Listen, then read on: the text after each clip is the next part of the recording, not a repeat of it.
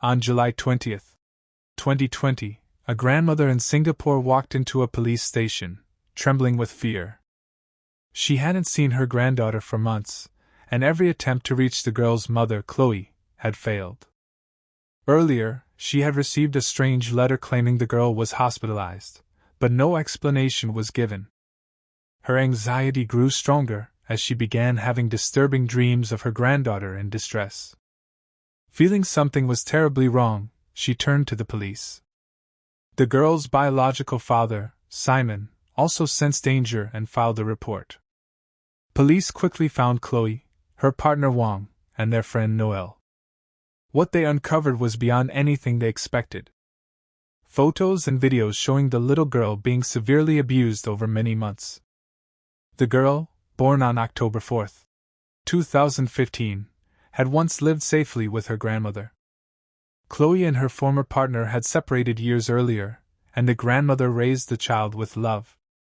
But in 2019, Chloe began living with Wang, and eventually took her daughter to move into their apartment. This marked the beginning of the child's nightmare. Initially, the abuse started with caning for small accidents like wetting the bed. By March 2019, kindergarten teachers noticed bruises on the girl's face and body.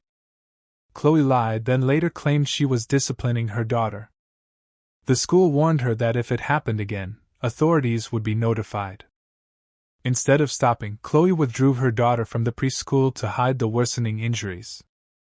When Noel, a close friend of Wang, began visiting, the situation deteriorated further. Not only did she witness the abuse, but she recorded it.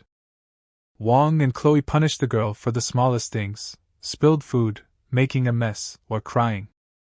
They used canes, batons, water hoses, and even cruel techniques like pressing thumbs into her ribs. She was humiliated, forced to stand outside with marker drawings on her face, and at one point made to eat from a trash can. Her hair was cut off, she was often left naked, starved, and forced to sleep outside on a cardboard sheet exposed to heat, rain, and cold. By January 2020, the girl was extremely weak. Even then, the abuse continued. One night, when she cried from hunger, Chloe smeared snot on her face as punishment. In February, Megan was so hungry she begged for a bite of noodles, but Chloe refused and mocked her. On February 21, 2020, after a day without food, Wang punished her again. When she couldn't stand up due to weakness, he struck her with full force. Her small body hit the wall, and she collapsed. That blow caused severe internal injuries.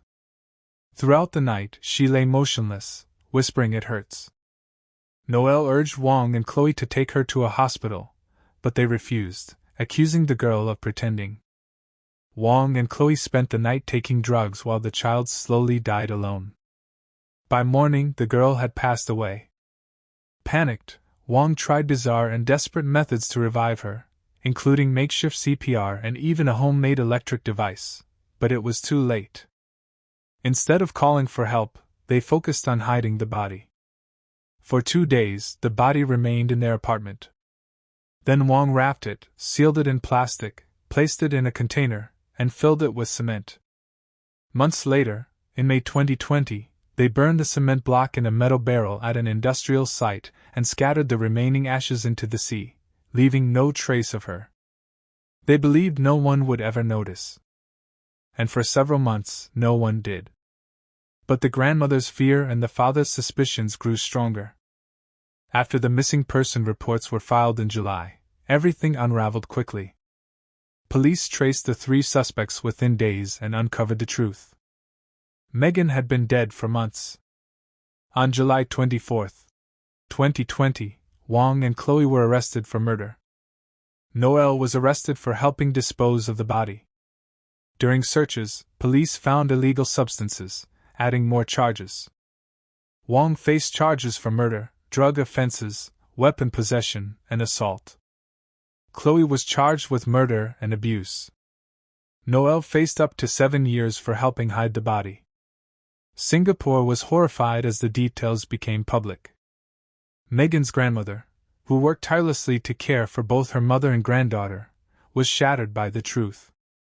Megan's father, Simon, devastated by his daughter's death, finally confronted his own addiction.